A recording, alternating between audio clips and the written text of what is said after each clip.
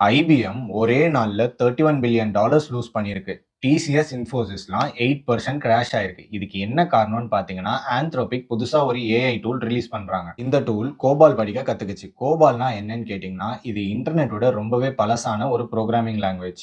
இன்னுமே 95% ATM transactions, US பேங்கிங்லாம் இதை வச்சு தான் ரன் ஆகுது. பல யுகங்களா இதுக்கு பட்டி டிங்கரிங் அண்ட் மெயின்டெனன்ஸ் வேலைலாம் நம்ம தான் பார்த்துட்டு இருக்கோம். இந்த கோடெல்லாம் மெயின்டைன் பண்றது யாருன்னு பார்த்தீங்கன்னா, mostly Indian ID engineers, TCS, Infosys, Wipro மாதிரி கம்பெனிஸ்ல இருந்து.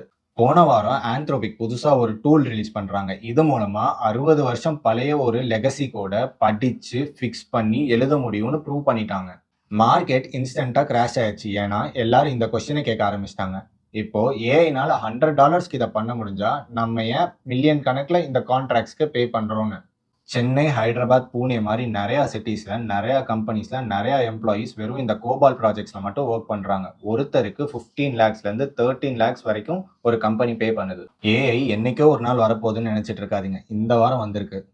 ஆனா இருங்க, இந்த ஏஐ ஒரு மிஸ்டேக் பண்ணாலும் மில்லியன் கணக்குல தப்பான டிரான்சாக்ஷன்ஸ் நடக்கும். ஸோ ஏஐ நம்மளை இன்னைக்கெல்லாம் ரீப்ளேஸ் பண்ணாது. ஆனா இது நம்மளை ரீப்ளேஸ் பண்ண ஸ்டார்ட் பண்ணிருச்சுங்கிறது தான் ரியாலிட்டி. அண்ட் இது ஃபாஸ்டாகவும் நடக்குது. இப்போ முக்கியமான கொஸ்டின் என்னன்னா, நீங்க ஏஐ மூலமா ரீப்ளேஸ் ஆக போறீங்களா, இல்ல ஏஐ யூஸ் பண்ணி நெக்ஸ்ட் லெவல் போக போறீங்களா?